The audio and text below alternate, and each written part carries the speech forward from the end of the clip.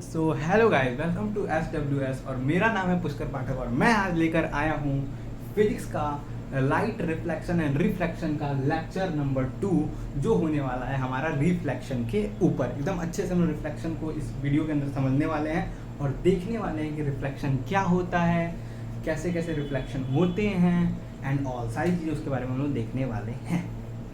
तो चलिए शुरू करते हैं अपने वीडियो को रिफ्लेक्शन के साथ। रिफ्लेक्शन का मतलब होता क्या है? रिफ्लेक्शन का मतलब समझने के लिए एकदम लेम भाषा में समझे तो रिफ्लेक्शन का मतलब होता है bouncing back of light. Bouncing back of light when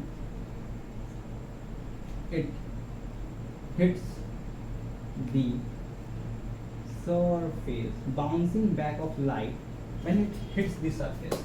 जब कभी लाइट किसी सरफेस को हिट करती है तो क्या होता है? लाइट का बाउंसिंग बैक होता है। बाउंसिंग बैक मतलब क्या? जैसे ये एक सरफेस है, ठीक है, इसके ऊपर लाइट ऐसे गिरा, ठीक है, जैसे ही लाइट यहाँ पे गिरेगा ये बाउंस बैक कर जाएगा, ठीक है। ये जो बाउंसिंग बैक हुआ है लाइट का यहाँ से इधर, ठीक है, इसको हम लोग क्या कहते हैं? रिफ्लेक्शन कहते हैं। बहुत ही लेम भाषा में समझा दिया मैंने। और आपको ये भी जानना जरूरी है कि जो हम लोग देख पाते हैं या कोई भी ऑब्जेक्ट को देख पाते हैं, कैसे देख पाते हैं? रिफ्लेक्शन के कारण ही देख पाते हैं। कोई सॉलिड ऑब्जेक्ट होता है, मान लो यही एक सॉलिड है, ये सॉलिड ऑब्जेक्ट है, यहाँ से लाइट आ रही है, सोर्स मान लो सन भगवान है हमारे, ठीक है, सन भगवान हमारे सोर्स है और यहाँ से लाइट आ रही है और ये एक ऑब्जर्वर की आंखें हैं, प्यारी प्यारी आंखें हैं ऑब्जर्वर की, ठीक है। तो आके ये उस ऑब्जर्वर की आंख में पड़ता है तो ऑब्जर्वर क्या कर पाता है? देख पाता है चीजों को, समझे? तो रिफ्लेक्शन का भी एक बहुत ही मेन या बहुत ही इम्पोर्टेंट रोल होता है किसके अंदर? किसी भी चीज को दिखाने के अंदर, समझे? तो चलो अब इस चीज को समझने की कोशिश करते हैं हम लोग किसके थ्रू? एक एक्सपेरिमेंट के थ्रू क्लास के अंदर करके देखते हैं कैसे होता है रिफ्लेक्शन और समझते हैं कि रिफ्लेक्शन क्या होता है। बहुत ही अच्छा फिनोमिना है, इसके थ्रू ही हम लोग सोचो देख पाते हैं। अगर रिफ्लेक्शन नहीं हो पा रहा होता तो हम लोग कैसे देख पाते हैं? तो चलिए हम लोग ट्राई करते हैं उस चीज़ को समझने का विद एक्सपेरिमेंट। अभी मैं सारी लाइट बंद करने वाला हूँ और हम लोग वो वाला एक्सपेरिमेंट करके देखने वाले हैं। तो देखिए मैं अभी दिख नहीं रहा हूँ आप लोग को, बस ये लेज़र लाइट दिख रहा होगा आप लोग को एंड ये मिरर दिख रहा होगा, ठीक है, मिरर है ये, ठीक है, मिरर है और ये मेरे पास एक लेज़र लाइट है, ठीक है।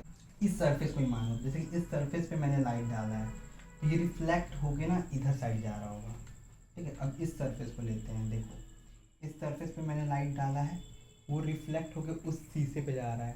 अगर थोड़ा सा आप कैमरा मुड़ा दो, देखो मैंने उस पर दिखाया, ठीक है। अभी रुक जाओ, अभी रखो। इस सरफेस पे लाइट गया, उधर मुड़ाइए थोड़ा। अब देखो उस मिरर पे जा रहा है लाइट, सॉरी उस मिरर पे जा रहा है लाइट, देखो मिरर पे, उस मिरर पे लाइट जा रहा है, दिख रहा है ना? उस मिरर पे लाइट, ये क्यों उस मिरर पे कैसे चला गया? रिफ्लेक्शन के कारण ही उस मिरर पे लाइट चला गया है, ठीक है। समझ में आ रहा है उस मिरर पे लाइट कैसे चला गया? दिख रहा है ना लाइट, देखो ब्लिंकिंग भी कर रहा है। ये लाइट उस सरफेस पे कैसे गया? With the help of reflection, और फिर वहां से उस कोने पे चला गया, दिखा दो उस कोने पे, वो उस पूरे कोने पे चला गया एकदम गेट के पास, गेट के सामने दिख रहा है ना? तो वहां चला गया। ये कैसे जा रहा है? इतना क्यों घूम रहा है लाइट? इतना लाइट इसलिए घूम रहा है ड्यू टू द रिफ्लेक्शन। इस सरफेस से रिफ्लेक्शन हो रहा है, कभी इस सरफेस से रिफ्लेक्शन हो रहा है एंड रिफ्लेक्शन के थ्रू ही ये घूमते जा रहा है। सो हेलो गाइस, जैसे कि आपने देखा कि कैसे हमने रिफ्लेक्शन को कराया विद एक्सपेरिमेंट, ठीक है। एक्सपेरिमेंट में मैंने क्या किया था कि एक मिरर लिया था, मिरर के थ्रू मैंने एक ये कहते हैं लेज़र लाइट को पास कराया तो दिखा कि दूसरे सरफेस पे वो जा रहा है। ये कैसे जा रहा है? ये रिफ्लेक्शन के थ्रू ही हो रहा है। इसमें ना कुछ छोटे छोटे टर्म्स मैं अपने मुंह से बोल दे रहा हूँ, उसको याद रखिएगा। जैसे कि देखिए, ये अगर इस सरफेस से टच करा के लेज़र लाइट को लेकर जाएंगे ना तो वो सीधा ऊपर जाता है। आप भी कभी घर पर देखिएगा कि सरफेस में भी देखते हैं, तो सरफेस से सीधे मैंने टच करा के ले गया तो सीधे इस आँख के आई के पास आ रहा है, सरफेस के पास आ रहा है। ये कैसे आ रहा है? इसी को हम लोग कहते हैं ग्रेजिंग इंसिडेंस। ग्रेजिंग इंसिडेंस के अंदर ना जो एंगल बनता है वो बनता है कितने का? 180 डिग्री का। किसके बीच में? इंसिडेंट रे इंसिडेंट रे और जो यहाँ पर रिफ्लेक्टेड रे आता है उसके बीच का जो एंगल बनता है वो बनता है 180 डिग्री का। ये समझ में आ गया। एक होता है नॉर्मल इंसिडेंस। नॉर्मल इंसिडेंस करना क्या करना है, आपको सीधे लेना है और सीधे ही उसके ऊपर ऐसे लगा देना है। तो ये जो होता है इसको हम लोग कहते हैं नॉर्मल इंसिडेंस। तो ये क्या होता है, सीधे, ये नॉर्मल इंसिडेंस होता है। नॉर्मल इंसिडेंस का मतलब आप सीधे जाके डाल दिए वो लाइट, ठीक है, तो इसको नॉर्मल इंसिडेंस कहते हैं। अब इसके कुछ हम लोग क्या देखते हैं, लॉस को देखते हैं कि इसके कुछ लॉस भी होते हैं, ठीक है, उस लॉस को भी हम लोग समझते हैं। तो चलिए अब देखते हैं कि लॉज ऑफ रिफ्लेक्शंस में क्या क्या आते हैं। पहला लॉ आता है लॉ ऑफ इंसिडेंस, और पहला जो लॉ होता है वो एंगल के बेसिस पे। तो लॉज कितने हैं, लॉज ऑफ रिफ्लेक्शन की बात करते हैं हम लोग, ठीक है, लॉज ऑफ रिफ्लेक्शंस की बात करते हैं। तो रिफ्लेक्शन के बेसिकली दो लॉ होते हैं। पहला होता है, इसके अंदर क्या होता है, इसमें कहते हैं हम लोग angle of incidence is equal to angle of reflection। ये पहला लॉ होता है, ठीक है, कि angle of incidence angle of reflection के बराबर होता है। मतलब ये एक सरफेस है, यहाँ से आपने इंसिडेंट किया लाइट को, लाइट का यहाँ पे गिरा, यहाँ से क्या हो गया, बाउंस बैक हो गया रे भैया, ठीक है। ये जितने एंगल से इंसिडेंट होता है ना उतनी एंगल से रिफ्लेक्ट होता है। इसको एंगल ऑफ इंसिडेंस कहते हैं, एंगल ऑफ रिफ्लेक्शन कहते हैं। और ये क्या होता है आपका नॉर्मल, नॉर्मल होता है। क्लियर हो गया इतना। ये होता है ये कि angle of incidence is equals to angle of reflection. ये क्या होता है, पहला लॉ होता है लॉ ऑफ रिफ्लेक्शन का, याद रखना। दूसरा लॉ होता है जिसके अंदर क्या कहते हैं कि जो इंसिडेंट रे है, रिफ्लेक्टेड रे है एंड नॉर्मल है, वो तीनों एक ही प्लेन के अंदर लाई करते हैं। प्लेन मतलब क्या समझ लो, एक ऐसा पेपर समझ लो, इसी के ऊपर इंसिडेंट रे भी रहेगा, रिफ्लेक्टेड रे भी रहेगा, नॉर्मल रहेगा, एक ही प्लेन के अंदर रहेगा। ये 2D, जैसे कि ये एक मान लो कि ये मेरा हाथ प्लेन है, तो इस प्लेन के ऊपर ही तीनों लाई करेंगे। यहाँ से इंसिडेंट रे, देखो देखो देखो दिखाता हूँ, मान लो ये तीन चीज़ें, तीन है ना, तो ये मान लो कि इंसिडेंट हो गया, ये नॉर्मल हो गया और ये रिफ्लेक्टेड हो गया, ठीक है, ये तीनों हो गए। तो ये तीनों मेरे एक ही प्लेन के अंदर लाई करेंगे। ये incident, reflected and normal all lies in one plane, मेरे इसी हाथ के ऊपर ये तीनों लाई करेंगे, लाइक दैट, ठीक है। इसी को क्या कहते हैं हम लोग, सेकेंड लॉ ऑफ रिफ्लेक्शन कहते हैं।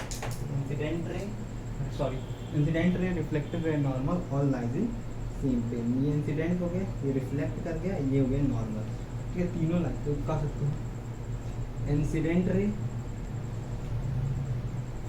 All the three rays lies on same plane, on same plane, all the rays, ठीक है। इंसिडेंट रे हो गया, रिफ्लेक्टेड रे हो गया, नॉर्मल मतलब रेज मान लिखो, यहाँ पे लिख लो ऑल, यहाँ पे लिख लो, सबसे अच्छा रहेगा कि तो देखो ये प्लेन मान लो और इस प्लेन के अंदर क्या करना है, तीनों लाई करते हैं, ठीक है। तो incident ray, reflected ray and normal, या आप कह सकते हो incident ray, reflected ray and normal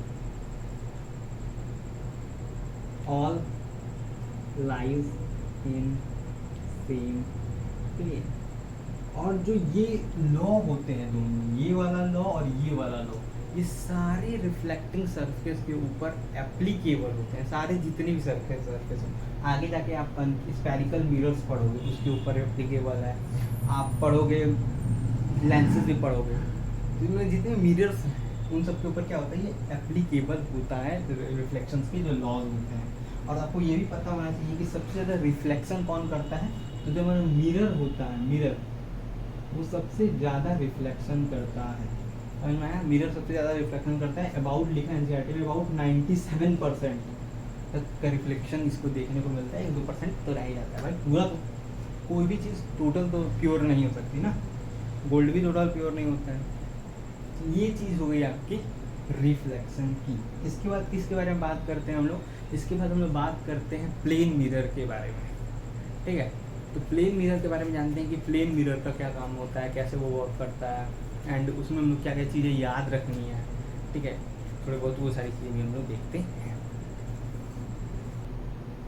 अब हम लोग देखने वाले हैं गाइस प्लेन मिरर के बारे में। प्लेन मिरर किसे कहते हैं? प्लेन मिरर जो हमारे घर के अंदर होता है, ये नॉर्मल सा मिरर जो होता है, इसको हम लोग क्या कहते हैं? प्लेन मिरर कहते हैं। इसके थ्रू जो रिफ्लेक्शन होता है ये प्लेन मिरर होता है, समझे। कैसे प्लेन मिरर होता है, क्या प्रॉपर्टीज होती हैं प्लेन मिरर की, ये समझते हैं और जानते हैं प्लेन मिरर कैसे वर्क करता है। तो देखो प्लेन मिरर जो होता है ना, प्लेन मिरर की जब आप बात करते हो ना, तो प्लेन मिरर पहले जानो कि बनता कैसे है। देखो प्लेन मिरर में क्या करते हैं, एक हम लोग ट्रांसपेरेंट सरफेस ले लेते हैं, ठीक है। ट्रांसपेरेंट सरफेस ले लेते हैं और क्या करते हैं, इसके पीछे मरकरी, ठीक है, मरकरी की कोटिंग कर देते हैं। मरकरी, सिल्वर, सारे जो एलॉयज होते हैं उन सबको मिलाकर एक कोटिंग बना देते हैं और पीछे लगा देते हैं। जैसे ही ये पीछे कोटिंग पूरा भर जाता है ना, तो ये एक ऐसा सरफेस बन जाता है जो रिफ्लेक्टिंग हो जाता है, ठीक है, रिफ्लेक्टिंग, और जिसके अंदर हम लोग अपनी इमेज भी देख पाते हैं रिफ्लेक्ट करते हुए। ये एक रिफ्लेक्टिंग सरफेस बना कैसे, एक ट्रांसपेरेंट सरफेस से बना हुआ है, ठीक है। अब इसको ऐसे तो दिखा नहीं सकते नॉर्मली, तो फिजिक्स की नोटेशन के अंदर हम इसको ऐसे दिखाते हैं, ऐसे कर देंगे 1 2 3 ऐसे में दिखाते हैं। ये दिखाता है सरफेस कैसा है, रिफ्लेक्टिंग है। ऐसे करके हम लोग दिखाते हैं प्लेन मिरर को, ठीक है। अब प्लेन मिरर की कुछ प्रॉपर्टीज है। पहला क्या है, ऑब्जेक्ट डिस्टेंस जो होता है और जो उसका इमेज डिस्टेंस होता है, इमेज डिस्टेंस, ये दोनों क्या होता है, बराबर होता है। Object distance and image distance क्या होते हैं, हमेशा बराबर होते हैं। मतलब कि मान लो कि कैसे दिखाऊं तुमको, जैसे ये देखो, ये है, ये चीज़ है, ये इस मिरर के अंदर दिख रहा होगा ना, तो ये जितने दूरी पे इस मिरर से है उतने ही दूरी में ये मिरर के अंदर भी होगा। ऑब्जेक्ट है ये और वो इमेज है, तो ऑब्जेक्ट एंड इमेज की जो पोजीशन है वो क्या एकदम सेम है, ठीक है। उसको क्या कहते हो आप, पहला प्रॉपर्टी है ये प्लेन मिरर का। दूसरी प्रॉपर्टी देखो, जो साइज होता है, हाइट ऑफ ऑब्जेक्ट, वो बराबर होता है हाइट ऑफ इमेज के, ठीक है। हाइट ऑफ इमेज के बराबर होता है हाइट ऑफ ऑब्जेक्ट। इसको भी देखते हैं, देखो ये है, जितना इसका हाइट है अंदर में उतना ही उसका हाइट होगा, ठीक है। ये हो गया दूसरा प्रॉपर्टी, बहुत सिंपल। दूसरा, तीसरा प्रॉपर्टी देखते हैं। पहला हो गया, दूसरा हो गया, तीसरा है इसका प्रॉपर्टी, डिस्टेंस सेम रहता है, साइज सेम रहता है, ठीक है, और हाइट सेम रहता है, ठीक है, ये होते हैं। और इक्वल डिस्टेंस तो होती है, ये भी समझ में आएगा, इक्वल साइज होते हैं। एंड थर्ड है लेटरल इन्वर्जन वाला केस, लेटरल इन्वर्जन। ये फिनोमेना बहुत अच्छा है। इसमें क्या होता है कि अगर प्लेन मिरर के अंदर आप राइट हैंड उठाओगे तो लेफ्ट दिखेगा, लेफ्ट उठाओगे तो राइट दिखेगा। इस फिनोमेना को हम लोग क्या कहते हैं, लेटरल इन्वर्जन कहते हैं, ठीक है। जैसे कि इसके अंदर ही देखो, अगर मैं इसके अंदर राइट उठा रहा हूँ, वो बंदे के केस में अगर देखा जाए, उस बंदे केस में उसका लेफ्ट, क्योंकि मैं अगर ऐसे खड़ा हूँ तो ये वाला हाथ हो गया ना मेरा, एंड वो ऐसे ही खड़ा है इमेज के अंदर, मेरे इमेज के अंदर मैं ऐसे खड़ा हूँ, ठीक है, और रियल में मैं ऐसे खड़ा हूँ। तो इमेज वाले को इस हाथ में पकड़ना चाहिए था, लेकिन उसके इस हाथ में है। ये क्या दिखा रहा है, लेटरल इन्वर्जन, यानी लेफ्ट का राइट कर दिया है और राइट का लेफ्ट कर दिया है। समझ में आया? यही होता है लेटरल इन्वर्जन। तो ये होते हैं प्लेन मिरर के बारे में छोटी मोटी बातें। इस पर कुछ क्वेश्चंस बनते हैं, न्यूमेरिकल्स बनते हैं छोटे मोटे, कि दे देता है ऑब्जेक्ट यहाँ इतने दूरी पे है, इसका एंगल इतना बन रहा है, दूसरे में कितना बचत बनेगा। ये ऐसा क्वेश्चन देखो, एक छोटा क्वेश्चन में मतलब लेते हैं, जैसे कि क्या देगा कि बहुत इजी क्वेश्चन बनाते हैं। जैसे कि ये ऑब्जेक्ट है, ठीक है, ऑब्जेक्ट, इसका जो डिस्टेंस है मिरर से कितना है, 30 सेंटीमीटर। तो इमेज का कितना होगा, उसका भी 30 सेंटीमीटर होगा, ठीक है, लाइक इमेज का कितना होगा। इसके अच्छे अच्छे न्यूमेरिकल्स हम लोग अगले क्लास में करने वाले हैं। प्लेन मिरर के ऊपर जितने न्यूमेरिकल्स हैं वो कर लेंगे, और उसके बाद हम लोग स्फेरिकल मिरर को स्टार्ट कर लेंगे और स्फेरिकल मिरर पूरा पढ़ लेंगे नेक्स्ट वाले वीडियो में। उसके नेक्स्ट वाले वीडियो में पूरा हम लोग रिफ्लेक्शन ख़त्म करके रिफ्रैक्शन पे आ जाएंगे, रिफ्लेक्शन को एक वीडियो में ख़त्म करेंगे और एक लास्ट वीडियो आएगा इसके अंदर पावर ख़त्म करेंगे एंड आपका चैप्टर पूरा ख़त्म हो जाएगा। तो बस यही था प्लेन मिरर के बारे में और रिफ्लेक्शन के बारे में। अगले वीडियो में हम लोग स्पेरिकल मिरर्स को ख़त्म करते हैं रिफ्लेक्शन की, और ऐसे ही आप पढ़ते रहिए, मचाते रहिए, बवाल कर दीजिए, धमाका कर दीजिए एंड अच्छे से पढ़ाई करिए, रिवाइज करिए। All the best guys, bye.